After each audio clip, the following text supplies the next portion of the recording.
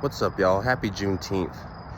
For those of you that don't know, June 19th, aka Juneteenth, aka, that day for us, for the culture, is basically just a day in America where we celebrate the emancipation of enslaved peoples in America. And primarily, that is black folk. You can call us African Americans, you can just call us black to keep it simple. The terms really aren't offensive to me. They're all labels and identifications anyway. But as we get to choose labels and identifications, especially since it's 2025, we can just choose to be whatever, I guess. I didn't exactly choose to be what I am. And that is partially, being on my dad's side of Nigerian descent, a black man. And today, that's what I want to focus on my thoughts here. When people ask me, how do you feel being a black man in America? Specifically, I want to bring up richness. Richness of attitude, richness of experience, richness of culture, of course, richness in food, richness in music, richness in dancing. Black people sort of have it all, but there's also a richness in the mind, and not a lot of people will necessarily agree with that, and that's from all races, different races, because we want to talk about the black community, and of course it is partially true and also partially a stigma that black folk keep themselves down, that black folk keep other black folk from advancing. Black on black violence, black on black crime. You hear about these things all the time.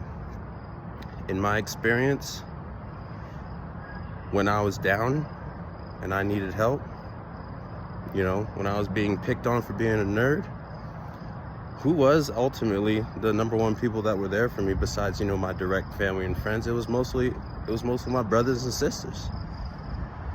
I went to a predominantly all-white middle school, got the shit beat out of me for being different. I was too black for the white kids, too white for the black kids, because you don't really act a race, but that's ignorant thinking that's sort of instilled in our youth, or at least that was instilled in our youth. I don't really see it in today's society as much, and I do appreciate that progress, absolutely. But when I got to high school, which was predominantly kids from the hood, black kids from the hood, more specifically, these niggas showed me love. They thought I was funny for the qualities that made me different. And so when you talk about black people keeping each other down, yes, I can definitely see it, and I can, we can all point out, certain examples of that, in our individual communities, whether you live in Compton or Baltimore or Norfolk, Virginia, you can definitely find those negative examples, and it's in every community. But what we don't focus on enough, and what I think that, this change is definitely slow, but it is progressive. And from my personal experience, us black folk be lifting each other up, man.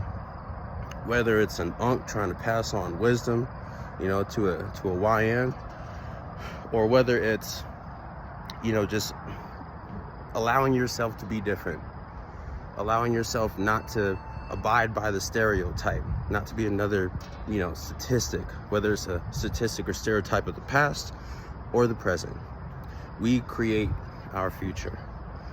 And the more you go around the world, everyone has their own perceptions of not only America, but, black Americans.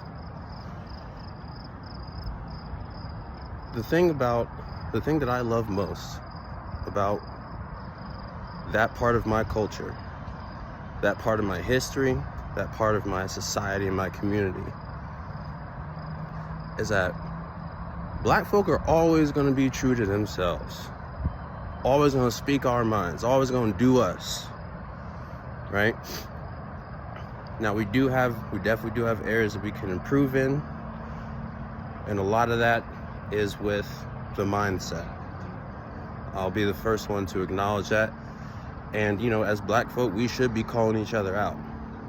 But also, there is a lot of understanding that does need to come with that, and thinking and really doing research and getting to know another person's perspective, you know, within our culture before we start calling people out.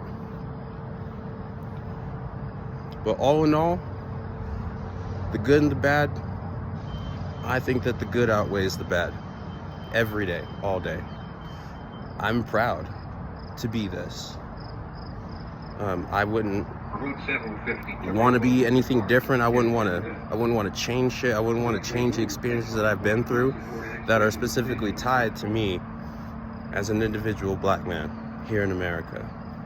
I'm actually grateful that I was born in this country, being who I am, with my heritage, with my mindset, with my culture and my community, and my specific experiences within.